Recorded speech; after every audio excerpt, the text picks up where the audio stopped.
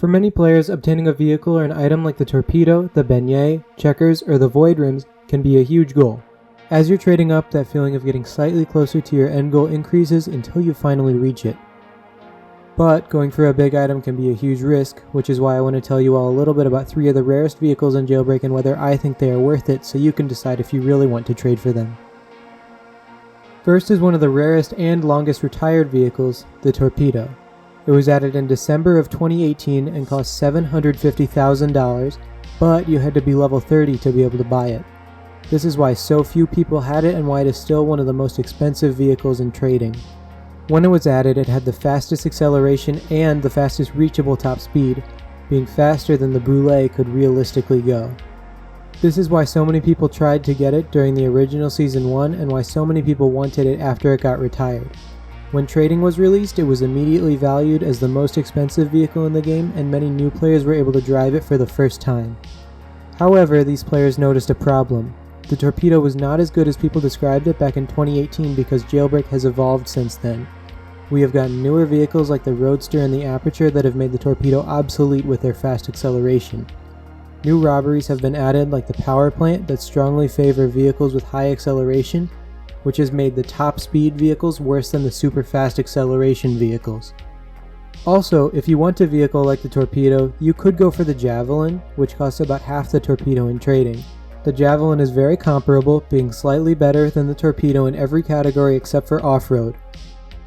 Another alternative to these is the Eclair, which is still obtainable and costs $600,000, keeping up with the torpedo and Javelin in top speed, handling, and acceleration. So I would say that the torpedo is definitely not worth it. Even though it is an icon, it is by no means the best vehicle in modern Jailbreak and can be outclassed by less expensive and obtainable vehicles.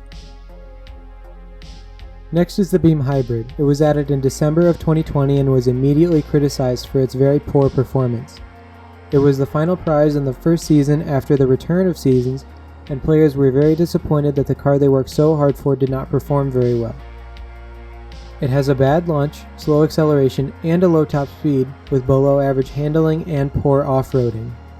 The Beam costs more than the Javelin in trading, but performs much worse than every obtainable supercar. For comparison, here's the Shell Mark V, which costs $92,000. Compared to the Beam, it has similar launch, acceleration, handling, and off-roading, and goes just slower at its top speed. The Shell Mark V is really good for its price, but the fact that the Beam, which costs around 250 times as much, has almost the same stats is ridiculous. I would definitely not recommend buying the Beam if you want a car that's fast. Unless you're a BMW enthusiast, then it might be worth it. The last car I want to talk about is the MCL36. Even though you can't get this car at all anymore, even through trading, many people refer to it as one of the rarest and one of the best vehicles in the game. It has very good acceleration, a good launch, and a high top speed, but many players like it for its handling. Its center of mass is farther forward than most hypercars, meaning that it can turn much tighter.